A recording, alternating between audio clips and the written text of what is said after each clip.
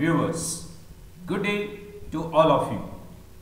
So this is Dr. BK for you with one more new region which I am starting today. So I think we have successfully completed the limbs, and from this session onwards I will be dealing with thorax. So we all know that from the limbs, that is the appendages of the body, now we are moving to the trunk region. So the upper part of the trunk is actually called as the thorax, and you all know that thorax is a very important region because it lodges or houses the vital organs of the respiration and the circulation, that is the lungs and the heart. Okay. Now, so as I told you, the diaphragm is the one which is a musculotendinous partition which divides the trunk of your body into an upper half and a lower half. So below the trunk what you have is the abdomen, and above the trunk what you see is the thorax. Now, whether it is the thorax or the abdomen, it is first a coelomic body cavity. Okay, we are all coelomates. That means we possess a coelomic cavity.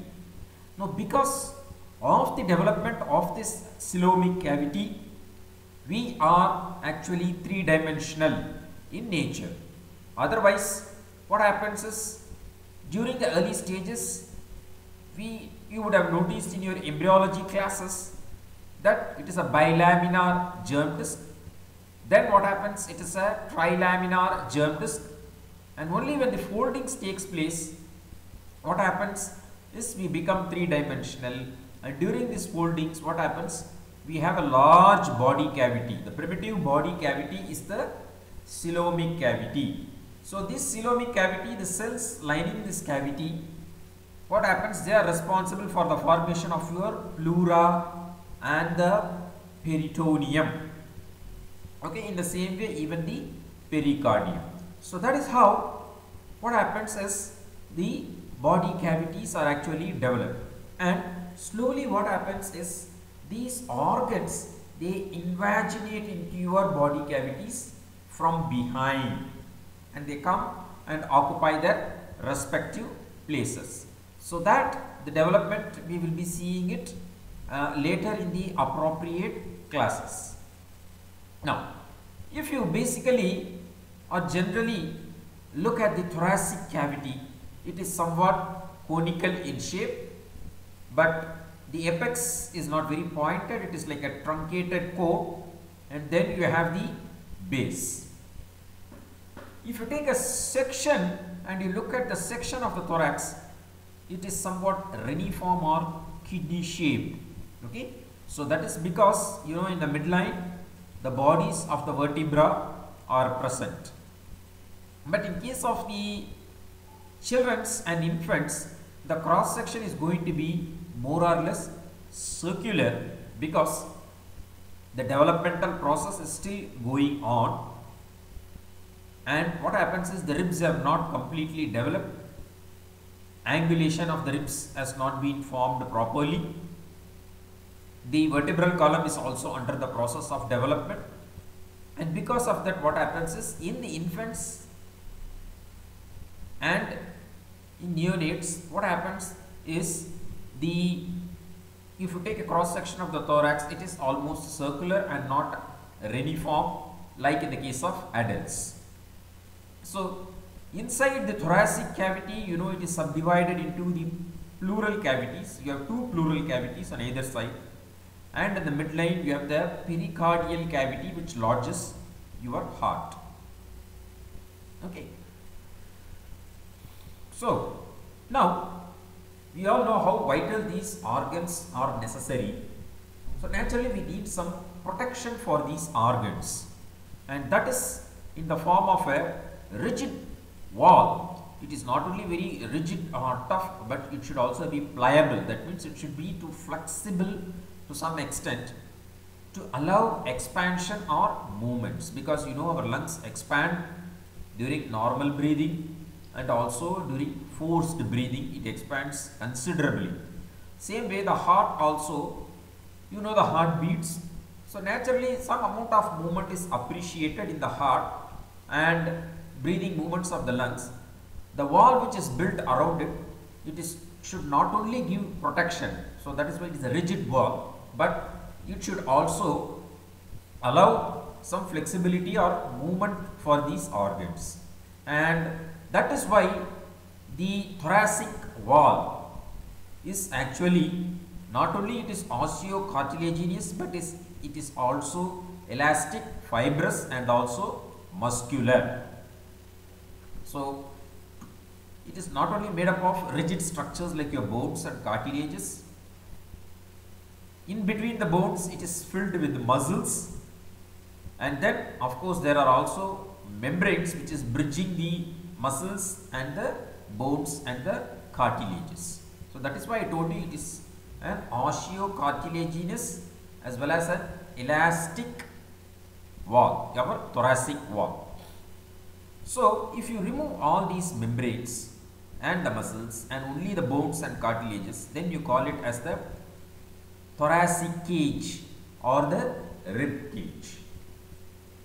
It is a thoracic cage or rib cage. So now you are able to see the anterior aspect and also the posterior aspect of the rib cage. So it is mainly made up of the ribs. So that is why it is called as the rib cage, or you can call it also as the thoracic cage.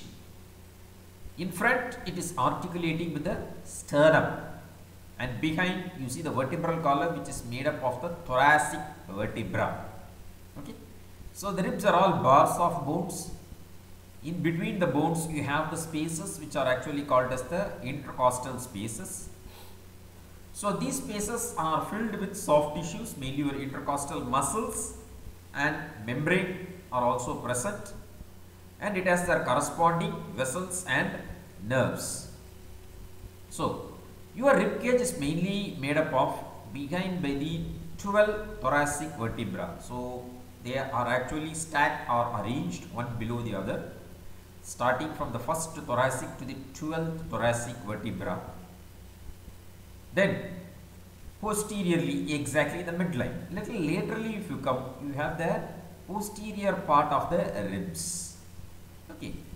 Then what happens is the ribs articulate ventrally with the sternum. So anteriorly you have the sternum, and not directly but in the form of costal cartilages. So it is actually the cartilage which is bridging the sternum and the ribs, and they all form a joints which is actually the Chondrosternal Joints. Chondro refers to the cartilage, so that is why it is actually called as the Chondrosternal Joints.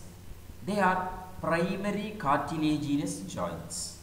Okay, so they are not secondary or synovial joints, they are actually primary cartilaginous joints. The first rib actually ossifies by 25 years of age. The first chondrosternal joint, okay, it gets ossified.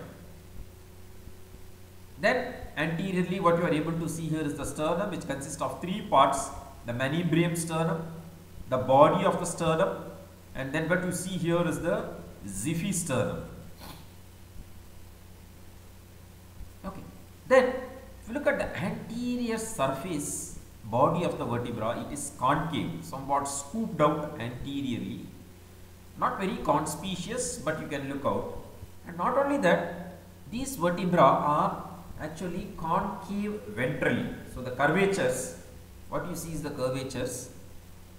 It is in the thoracic part, it is concave ventrally, and it is the primary curvature which is seen during the birth itself.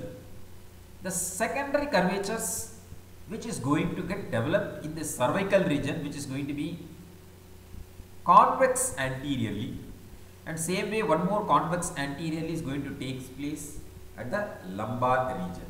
Okay. So these two develop at the later stage. By first year you can see the cervical curvatures developing due to the weight bearing once the head is supported by the neck, and once the child starts walking, the lumbar curvature develops because of weight bearing. So these two are secondary curvatures which are developed. The primary curvature is actually concave ventrally, which is seen in the thoracic part of the vertebral column. So mainly the rib cage is formed by the 12 thoracic vertebra, ribs and the sternum in front. The ribs means naturally it is the ribs with the costal cartilage. Posteriorly the ribs are directly articulating with the thoracic vertebra. There is no any sort of cartilage posteriorly. So these are all the thoracic vertebra you are able to see, and they are the spines of the thoracic vertebra. So as I told you, the space between them are called as intercostal spaces, which will be filled with intercostal muscles. They are present in layers. They are nothing but our body wall muscles, and they have their own or respective vessels and nerves. Now, if you look at this, the last two spaces, okay, there are totally 11 pairs of spaces. The last two spaces are actually open ventrally. The last two spaces, they don't reach anteriorly, and just they are falling short of on the lateral mid-axillary line. They fall short there, and naturally they are open ventral. Okay, and you are able to see the lower ribs, that is the 7th, 8th, 9th and 10th rib, of which 8th, 9th and 10th does not directly articulate with the sternum. Instead, they articulate with the costal cartilage of the above rib, and through that indirectly they articulate with the sternum. That is the mainly the 7th, 8th, 9th and 10th rib. Okay. So mainly the 7 ribs, first to 7 ribs are true ribs because they directly articulate the sternum via the respective costal cartilages. And the lower bar of 7th to 10th forms the costal margin. So this lower free margin of the costal cartilage is actually called as the costal margin. We have the right costal margin, then you have the left costal margin. Now, the upper part is actually called as the thoracic inlet, and the lower part is actually called as the thoracic outlet. The thoracic cavity, as I told you, it not only gives protection to the lungs and the heart. So deep to the costal margin on either side, it also protects to some extent your liver on the right side, your spleen on the left side, these two organs, and also to some extent the stomach. So it also gives some protection to the abdominal organs. So this is actually called as a thoracic inlet, or the beginning of the thoracic cavity, or entry point into the thorax. Now, thoracic inlet is the term given by the anatomists, which is bounded anteriorly by the upper border of the manubrium sterni, on either side by the first rib, and posteriorly by the first thoracic vertebra. Okay. So posteriorly by the first thoracic vertebra, upper border of the manubrium sternum, and first rib at the sides. So this is actually called as the thoracic inlet. Now, the clinicians refer the same inlet as the thoracic outlet. Instead of inlet, they actually refer it as outlet because mainly the great vessels are actually coming out. Okay. Then the lungs, the uppermost part, the apex of the lung project beyond the first rib. Okay. So is it all the structures are coming out now? So many structures are also entering. The major veins from the upper part of your body, that is head, neck and upper lip, they enter into the thorax. So they are entering inside. Some of the nerves are actually entering inside. Some of the vessels are also, which are going to supply the thoracic wall, pericardium also, they enter into the thorax. So Some structures enter, some structures leave, but clinicians call these as the thoracic outlet instead of the thoracic inlet. And you look at the outlet, it is not transversely oriented, it is actually obliquely oriented. So it is actually oriented downwards and forwards. So it is angulated with the transverse plane approximately around 45 degrees. Why it is so? Because the ribs, if you look at the anterior end of the rib, it is at a lower level as compared to the posterior end.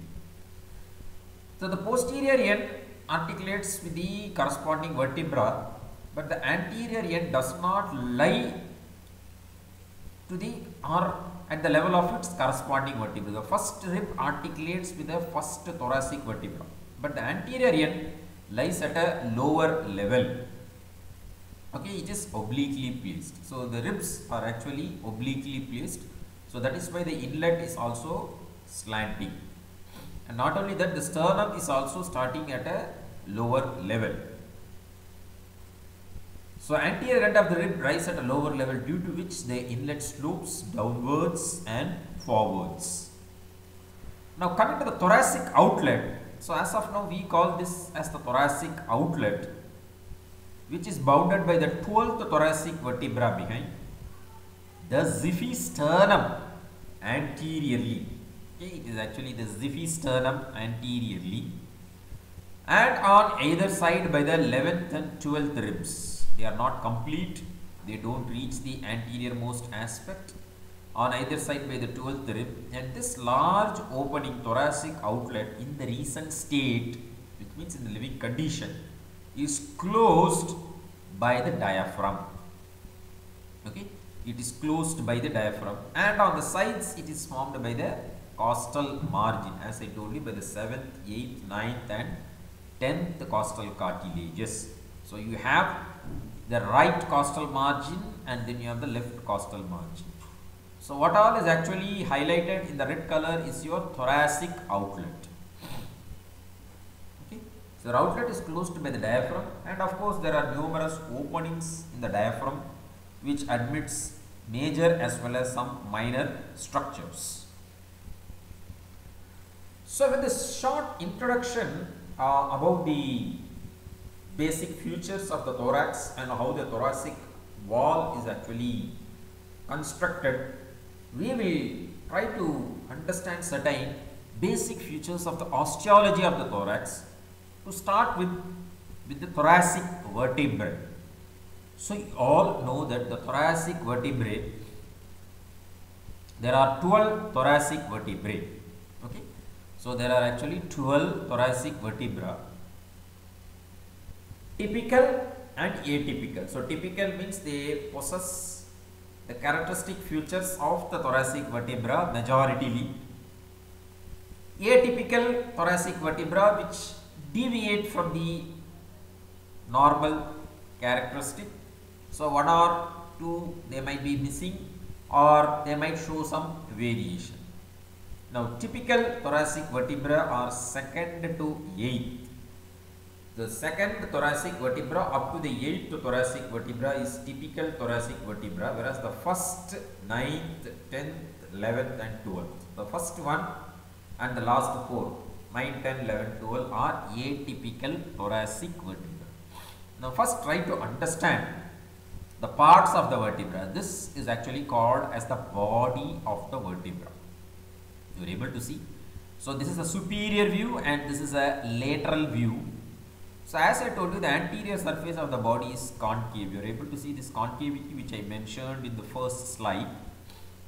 This is responsible for the concave primary curvature, one of the factors. The body, you have centrum or the body of the vertebra. Then this is actually called as the neural arch, which is actually formed by the pedicles. The pedicles unite to form posterior the lamina, and then the lamina unites to form the spine. Then at the junction of the pedicle and the lamina, what you see is the transverse process. It is the transverse process. Then you also have the superior and inferior articular process. Okay. Superior and inferior articular processes. Okay. The body has got an upper surface and lower surface. Between the body of the vertebra, you have the intervertebral disc. If you look at the body, it is heart shaped. The body is actually heart shaped, and it is body is small, not a very large body. It is heart shaped, as I told you. Then this foramen is actually called as the vertebral foramen, which transmits the spinal cord. The vertebral foramen is circular and again small as compared to the cervical vertebra. In cervical vertebra, it is large and triangular, and it has to accommodate the, what do you call, the bulgings of the spinal cord. Okay. So you have the enlargement, the cervical and the lumbar enlargements, because the plexus are there present, which is going to innervate the limbs. So here the vertebral foramen is actually small and rounded. The spine is obliquely placed, especially from second, the obliquity goes or increases up to the 8th thoracic vertebra. Then this is actually the superior and the inferior vertebral notch. The superior is not very marked, but you see the inferior vertebral notch is actually very marked. Okay. Then most striking feature is on the sides of the body. You see these costal facets, and they are present in the form of demi facets, means half facets, especially for the typical thoracic vertebra. They are demi facets. That means the upper facet will articulate with the numerically corresponding rib. The lower facet will articulate with the succeeding rib. Okay. The lower facet will articulate with the succeeding rib. That is why it is a demi facet, means half facet in this. The other half will be for the vertebral above and the vertebra below, so they form a full facet. And this is third. The upper facet will be articulating with the third rib. The lower demi facet for the fourth rib. This is for the corresponding rib, and this is for the, what you call, the succeeding rib. Same way, the transverse process also has a oval facet, which is for the tubercle of the rib. Okay. So the tubercle of the rib will be articulating with the transverse process. And they also form a joint, which is actually called as the zygapophyseal joint or costotransverse joint. If you look at the nature of the costal facet of the typical thoracic vertebra, it will be convex in nature. Okay. So because of the convexity, what happens is the articulating facets are convex in nature between the tubercle and the transverse process of the vertebra. It allows rotary movements. Okay, it allows some rotary movements at this joint. This is typical. Now, as you go down, especially the lower vertebra, 8th, 9th, 10th, 11th, especially the lower, not the 11th and 12th, 8th, 9th and 10th, what happens is the lower ribs, especially the lower 6 ribs, the costal facet is not convex, it is only flat. And because of this, these joints allow only gliding movements, not the rotary movements, but the gliding movements. So that is about the facets, mainly for the demi facets on the head, body, and this is on the transverse process for the tubercle of the rib. Okay. So heart shaped body, 2 costal demi facets on the body, as I told you. Upper facet for the corresponding and lower facet for the succeeding rib. So you are able to see these are half facets, demi-facets. Then vertebral foramen is round or circular and small, not very large as in the case of the cervical vertebra. Very short pedicles. They also increase in size as I go downwards. Then, as I told you, superior notch, you see it is not very much notched, but inferior notch is very much conspicuous, very deeply. You can appreciate it, more marked. So this is one of the feature of typical thoracic vertebra. So short and thick lamina, and lamina unite to form the spine. Transverse process projects at the junction of the pedicle and the lamina, and also it bears an oval facet for articulation with the tubercle of the rib. Superior articular facets you are able to see, they face posterolaterally. Superior articular facets, they face posterolaterally.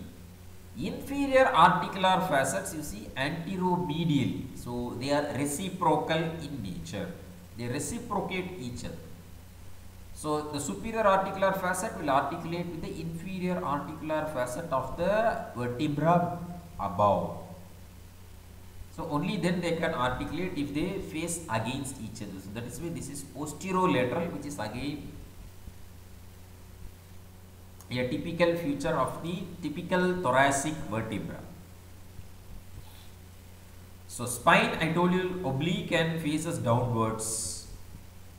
That is about the typical thoracic vertebra. Heart-shaped body, round or circular vertebral foramen, demi-facets on the sides of the body, oval facet on the transverse process. Inferior vertebral notch is conspicuous than the superior. So these major points you should remember. Now, the atypical, mainly the first one I told you is atypical. In what way? It will have only one costal facet on the body, full round, no demi or half facet, full round, which means it is going to articulate with the first rib. Since there is no rib above, it is articulating first with the first rib. Then the superior vertebral notch is marked in case of the atypical, especially first thoracic vertebra, which transmits the 8th cervical nerve. Okay, so superior notches will actually transmit the spinal nerves one segment above. Okay, so T1 superior vertebral notch will transmit the 8th cervical spinal nerve. Well developed, as I told you. And the vertebral foramen is also large, so it is somewhat resembling the cervical. Okay, the cervical. So that is why it is large and triangular, not round or circular as in the case of typical thoracic vertebra. So these points you should remember, and see the spine, it is not oblique, it is somewhat transverse or horizontally oriented. Okay, so single facet, full circular facet, superior vertebral notch is marked. Okay, then what you see is triangular vertebral foramen, large, which is large. Now coming to the next 9th thoracic vertebra, it is almost same as that of the typical thoracic vertebra. Only one thing is only one demi facet on the body. There will not be any two demi facets, and of course your transverse facet, oval facet, will be flat instead of being convex. Okay, so apart from that demi facet, it is going to resemble the typical thoracic vertebra. Now 10th one, the body is somewhat large. Slowly it is resembling, you see the body slowly increasing as to the form of lumbar vertebra, large body, lumbar type. Again only one facet you are able to see for the 10th, 11th and 12th. You are able to see only one single circular facet. One single circular facet. 11th again one facet. No facet on the transverse process. Okay, so the tubercle is not going to articulate. There is no facet on the transverse process, no facet at all. Same way, if you look at the 12th thoracic vertebra, you see again only one full facet, and it is encroaching onto the pedicel. See here, it is on the body. Slowly it has encroached onto the pedicel. 12th thoracic vertebra, large body, single circular facet encroaching onto the vertebra. No facet on the transverse process. No facet on the transverse process for the 11th and the 12th rib. Okay, so no facet, and the transverse process bears 3 tubercles. So superior tubercle, inferior tubercle, and one more lateral one, which is going to again resemble the lumbar vertebra, because they will have mammillary process and accessory transverse process. Same way here also it is slowly getting transition. It is in the transition stage into the lumbar vertebra. And the inferior articular facet, if you look at it, see here it is outer. Instead of facing it medially, it is twisted and outer. Inferior articular facet face forward and laterally. So that is how you identify 3 points for 12th thoracic vertebra. Large body with one single facet, round facet on the body. No facet on the transverse process, and the costal facet is encroaching onto the pedicle. Inferior articular facet is twisted and it is facing forwards and laterally instead of forwards and medially. So we have seen about, in brief, about the thoracic vertebra. So the first, 9th, 10th, 11th and 12th are atypical, 2nd to 8th are typical thoracic vertebra. Now coming to the sternum. So sternum is an example of flat bone. It is made up of 3 parts: manubrium sternum, body of sternum, and then what you see is the zippy sternum. Okay, manubrium sternum, you are able to see the upper border is again, you have a concave notch which is actually called as the jugular notch. Okay, it is actually called as the jugular notch. Gives attachment to the interclavicular ligament. Then the lower border of the manubrium attaches to the body of the manubrium, forming the manubriosternal joint. Manubriosternal joint is a secondary cartilaginous joint. It is actually a secondary cartilaginous joint, the manubriosternal joint, and it actually ossifies at the age of 60. Laterally, you have the articular facet for the clavicular notch, forming a saddle type of joint, sternoclavicular joint.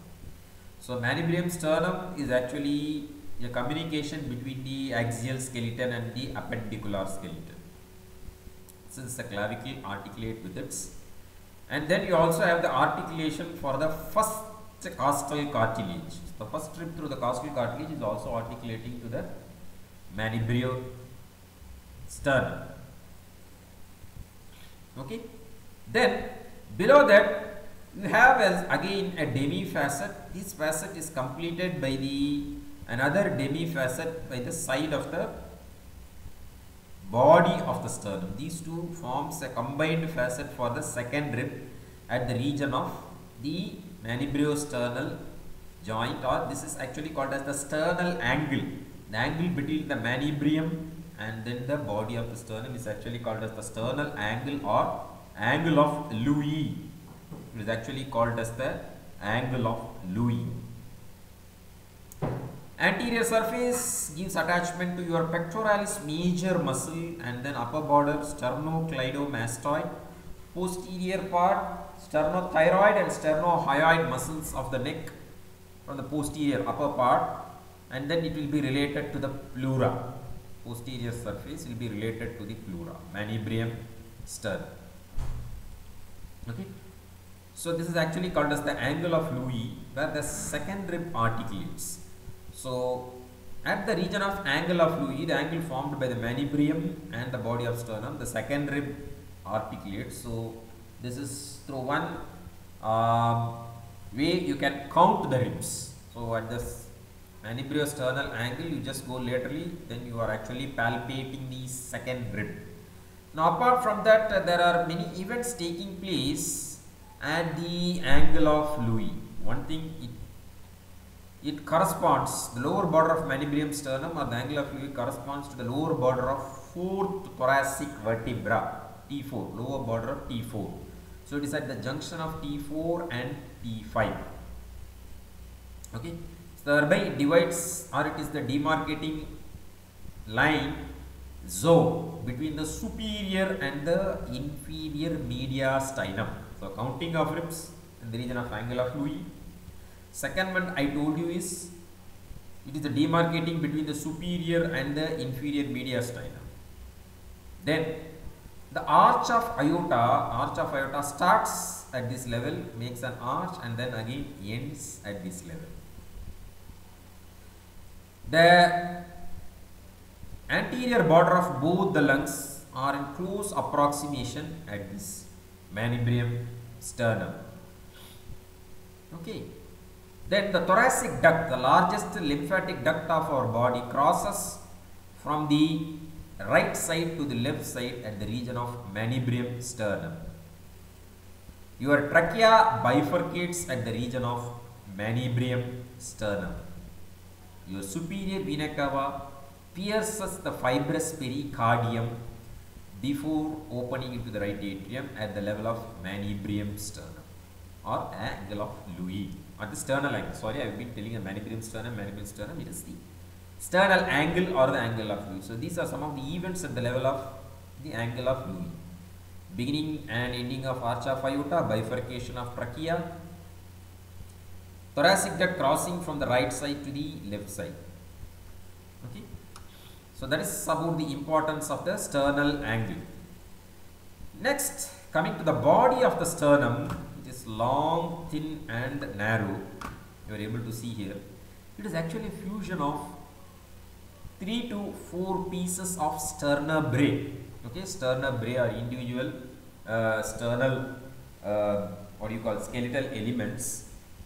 They fuse, and not only that, the either side sternebrae, they also fuse in the midline during your lateral folding of the embryo. So fusion of 4 sternebrae for the either side, and again these 4 of this side and this side, they fuse in the midline. So lies opposite the 5th to 8th thoracic vertebra, T5, T6, T7 and T8.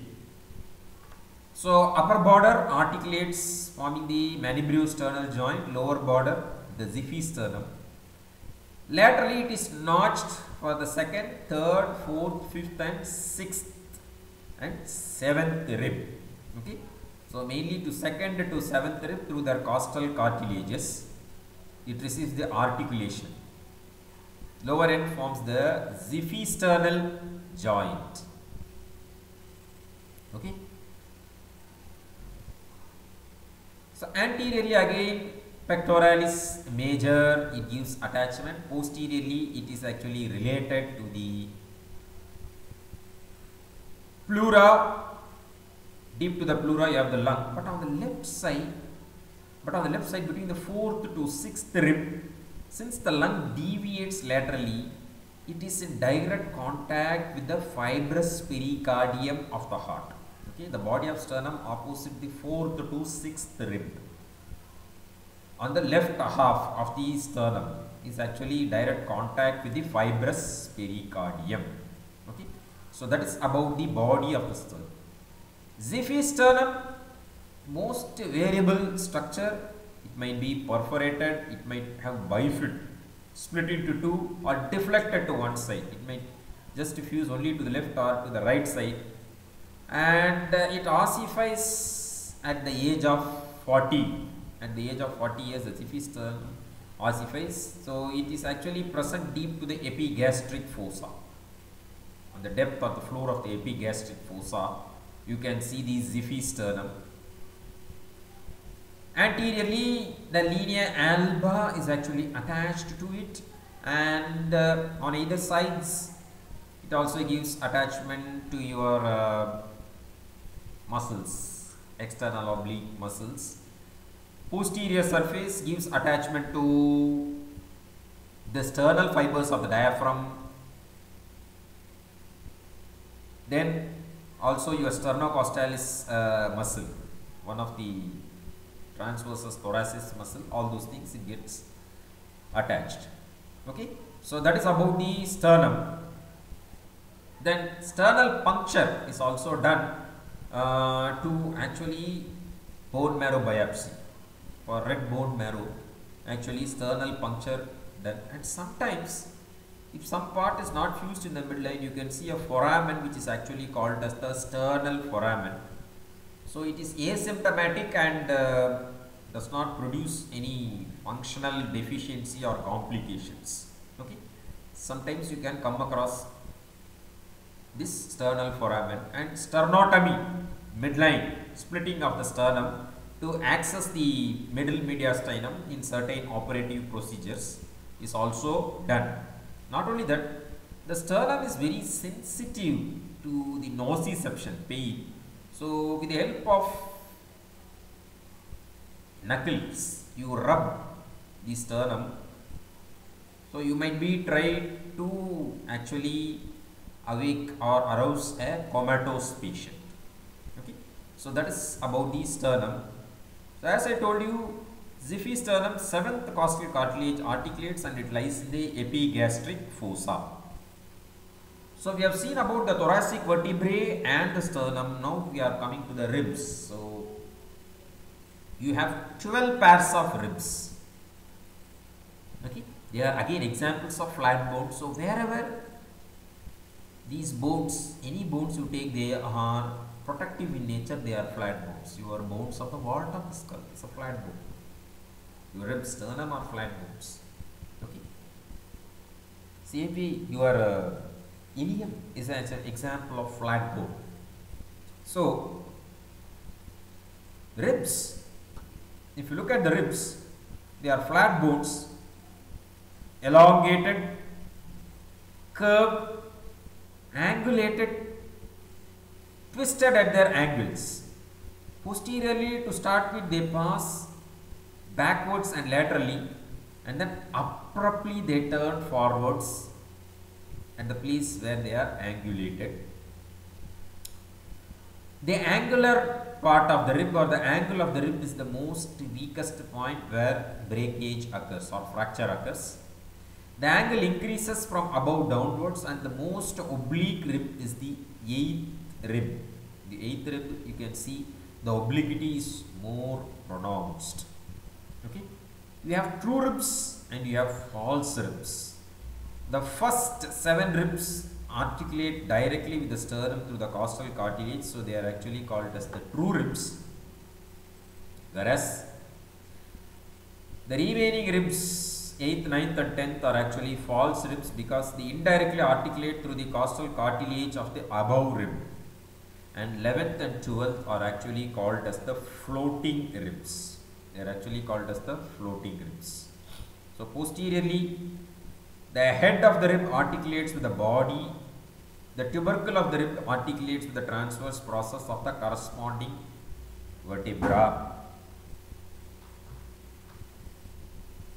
And anteriorly, it articulates through the sternum. They are actually our costal arches. Okay, the costal elements. They are actually the costal elements of the vertebra, costal arches of the vertebra. Even the cervical region is there, even the lumbar region, but during the course of development, what happens is they regress. Okay, they don't develop much. Even at all, if it is present, they regress. If at all it is present, so naturally it will produce certain conditions. One example I will just tell at the end of this session in the applied anatomy. So as I told you, true ribs are 7 pairs articulating the sternum directly, and false ribs lower 5 pairs of ribs. And 11th and 12th rib is actually called as the floating ribs. So here you are able to see a structure of a typical rib. Please don't confuse true ribs and false ribs with the typical and atypical ribs. Okay. True and false are first to seventh is true and lower 5 pairs are actually false ribs. Typical ribs are third to ninth rib. Okay. So they bear the typical features and it's very difficult to differentiate from third to ninth rib. The atypical ribs are first, second, 10th, 11th and the 12th rib. So they are atypical. Now what are the features of a typical rib?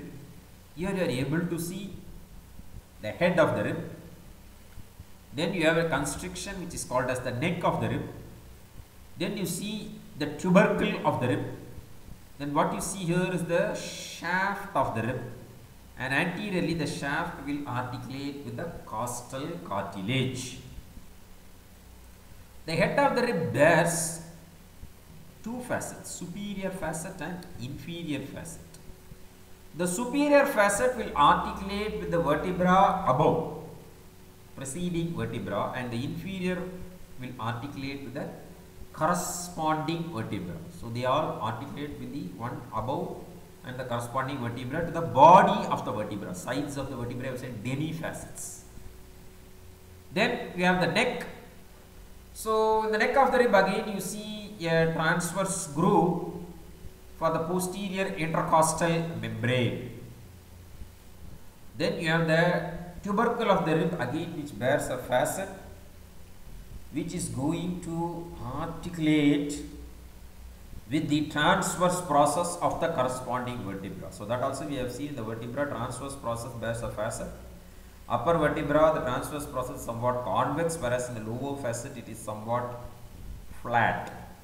So that is why in the upper ribs, in these joints, the rotary movements are possible, whereas in the lower ribs the movement is mostly of the gliding variety. So you got the vertebral or posterior and has got a head, neck and a tubercle, two facets as I told you. So the tubercle, the facet is flat and the posterior intercostal membrane will be attached. Then you see the shaft, it is angulated, it has got a superior border, inferior border. The inferior border is actually sharp as compared to the superior border which is blunt and rounded. It has got an external surface, it has got an internal surface. On the internal surface near to the inferior or lower border you see a groove which is actually called as the costal groove. So mainly your intercostal vessels, posterior intercostal vessels and the intercostal nerve will be lodged in this groove. Okay. So tubercle, oval facet for articulation of transverse process. Shaft, as I told you, it is angulated and it is actually twisted. So that is why when you put a rib on the any flat surface, both the ends do not touch the surface because of its angulation. So costal groove on the inner surface near the lower border. So upper border is round and broad as I told you, lower border is thin and sharp. So these are the features of a typical rib. Atypical rib, first rib, very short, stout, okay, and it is flat, no angle at all. There is only one facet on the head, no two facets. Single circular facet on the head. It has got an upper surface and lower surface because it is flat.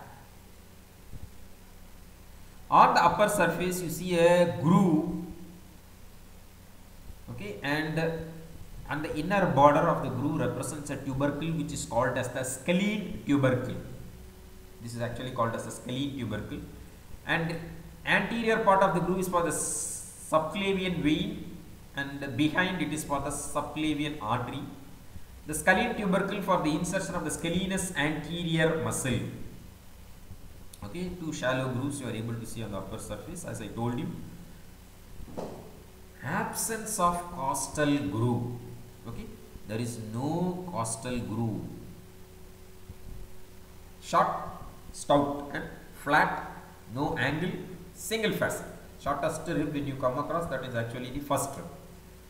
Second rib is twice the length of the first rib.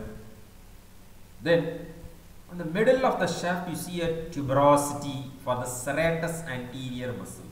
Okay. So through this feature you can identify the second rib. Are you able to understand? Again, not well marked costal groove, you have a very shallow costal groove, it is not deep or conspicuous. So short costal groove on the posterior part of the inner surface. Okay, that is about the second rib. Coming to the 10th rib, 3rd to 9th are typical ribs. If you look at the 10th rib, it is same as a typical rib, except instead of two facets on the head, it will have a single articular facet. Okay. Same way you also know the 10th body has also got a single circular facet on the body instead of the demi facets. 11th rib, absence of head and tubercle. So you don't see a tubercle or you don't see an articular facet on the tubercle of the rib. It is not absence of head, absence of neck, and only slightly angled. Again, the groove is not that much, the costal groove. 12th rib, shorter than the 11th. These two are actually floating ribs because they don't reach to the anterior aspect. They just fall short of the lateral margin of our body wall. So again, no tubercle and no costal facet for the tubercle, and it is shorter than the 11th rib. So 10th, 11th and 12th ribs are atypical ribs along with the first and second. So fractures of the rib. So what happens in case of the fractures of the rib? If multiple ribs are actually fractured, this fractured segment, what happens is during inspiration it gets sucked in, and during expiration it gets blown out. Okay, it is pushed outwards during expiration and gets pushed inwards during inspiration. So actually it is happening reverse of the normal. This is actually called as the flail chest. Okay, flail chest or flail segment. This is actually called as flail chest or flail segment. This will result in actually what happens is in multiple rib fractures, this flail segment will result in severe dyspnea. It will result in actually severe dyspnea, breathing problems, because the lung might get compressed, and not only that, it will push almost the segment more towards the left side, and the left lung will be compressed more in the flail chest. Next is actually stove in the chest. This happens when, especially when you are driving a car, your thoracic cage hits to the steering wheel. Then the sternum along on either side of the associated ribs, what happens is they are compressed and they don't move during the respiration. You are able to understand? They don't move during the respiration, and that is actually called as the stove in the chest. So again, this is actually a complication. If not treated properly, will lead to breathing difficulties. Okay. Pigeon chest. So here you are able to see here called as the pes carinatum. Pigeon chest. Sternum projects forwards. So projection of the sternum more forwards, and the chest itself is having like an appearance of a pigeon. It is rounded and most common in rickets. Okay, bony deficiency, rickets. It is also called as rickety rosary. Pigeon chest. This is actually called as pes excavatum or pectus excavatum, funnel chest, sunken chest. The lower segment of the chest is actually compressed inwards, and this is actually called as the funnel chest. Okay, so one is the pigeon chest, another one is the lower segment of the sternum is depressed and it is pushed backwards, and it is actually called as the funnel chest. Again here you have dyspnea in the case of funnel chest. Cervical rib, yes. If the transverse process of the 7th cervical vertebra is long, I told you, these ribs or costal elements are actually the transverse process extension. This has to regress. If it is present bony or sometimes if it is fibrous, then it might compress certain nervous or blood vessels, and based on which structures are compressed, it may produce neurological symptoms or vascular symptoms. So if you remember exactly, I would have discussed the cervical ribs even in the applied anatomy of the brachial plexus. Okay. Same way here you are able to see lumbar ribs, lower part. Again the costal elements, if not regressed in the lumbar vertebra, then you will be able to see these extensions, a bit lengthy transverse process. Okay, like cervical rib, you also have lumbar ribs. If the costal element is not reduced or regressed during the process of their development. So finally, we will slightly touch upon the respiratory movements. Why? Because during the respiratory movements, the dimensions or the diameters of the thorax are altered. Now, during inspiration, what happens is the antero-posterior diameter is increased. The transverse diameter is increased. Okay, and even the vertical diameter is increased. So the antero-posterior diameter, the transverse diameter, and the vertical diameter. So that means all the three diameters of the thorax are actually increased. Now, how actually this increase takes place? So increase in the antero-posterior diameter is mainly by the bucket handle movement. So you see the pump handle. Same way, antero-posterior diameter is actually called as the bucket handle movement or the pump handle movement. Okay. So mainly antero-posterior diameter, it should be the pump handle movement. Now, the sternum, what happens, should move forwards and then during inspiration and then backwards. So that is actually called as the pump handle movement. The sternum moves forwards and then backwards. Now, how actually this takes place? By the elevation of the ribs. It actually takes place by the elevation of the ribs. Now, active elevation is by the lower ribs and passive elevation is by the upper ribs. And lower ribs actually are elevated during normal quiet breathing, and upper ribs come into action only during the forceful breathing. Okay. Now, how the ribs elevate is, you are able to see the axis of rotation passes through the vertebral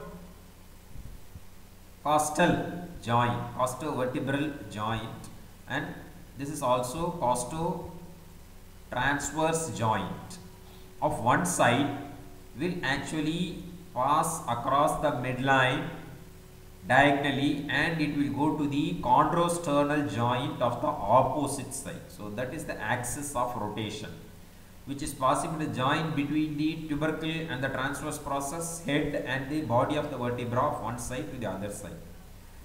When the muscles contract the external oblique of one side and the internal oblique of the other side, then actually the ribs are elevated.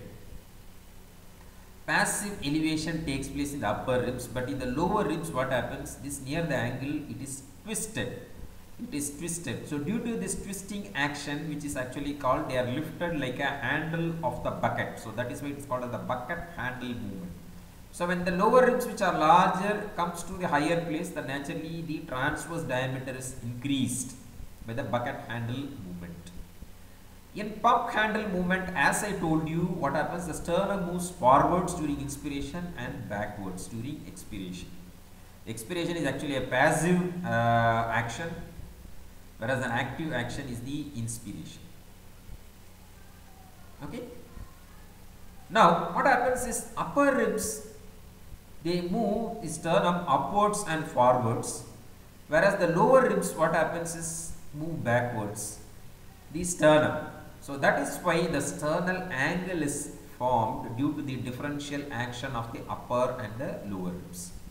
So the pump handle movement mainly increases the antero-posterior diameter when the sternum moves forwards and upwards and then backwards. So transverse diameter by the bucket handle movement. So increase in transverse diameter is by the passive increase in upper ribs, as I told you. Active increase is by the twisting of the lateral part of the rib, lower ribs especially. Vertical diameter, this diameter is increased by the piston action of the diaphragm.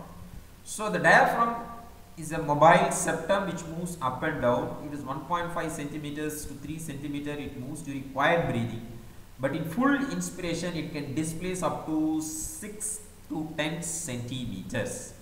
It is a principal muscle of respiration, inspiratory muscle, and what happens, the higher its movement, naturally it can act more actively, so that it will be displaced more downwards. Okay, and in children mostly the respiration is abdominal because the diaphragm is the principal muscle. Still the angle of ribs are not yet formed, so mainly it is abdominal in respiration. Okay, and the inspiration is actually 1 second and the expiration is 3 seconds, the timing of inspiration and expiration. The other muscles apart from the intercostal muscles, which we are going to see in the next session in detail in the intercostal spaces. The quadratus lumborum muscle fixes the last 2 ribs. Then we have the sternocleidomastoid muscle, which elevates the first rib along with the manubrium sternum, especially during deep breathing. And your pectoral muscles all aid in the respiration. They are accessory respiratory muscles. Okay.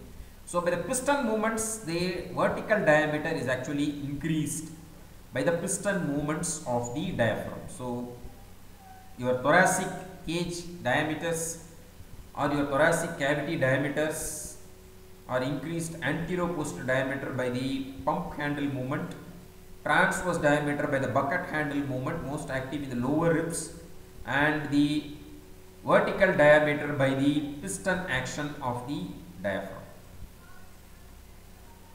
So thank you very much for your patient listening. We will meet again in one more lecture.